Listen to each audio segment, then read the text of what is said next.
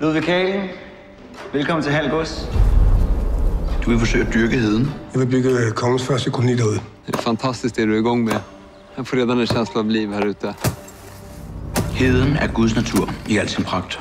Hvorfor kastrere et vildt væsen, der bare gerne vil være frit? Man har Gud netop ikke sat mennesker på jorden for at skabe civilisation.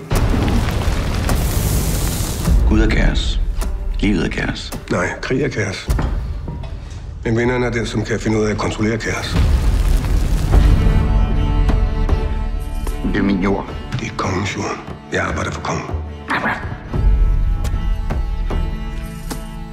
Hold op med at tale om kongen, som om du kender ham. Han ved ikke engang, du findes. Og du kommer til at lykkes med at bygge din koloni derude? Ja.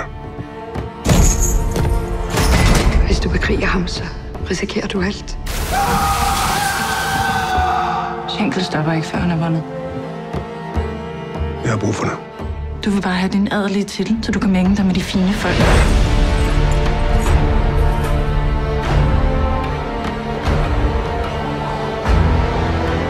Jeg må væk herfra.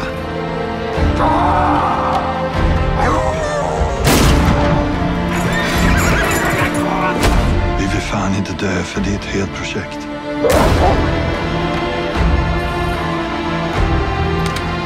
Hold dig væk fra heden. Er det forstået?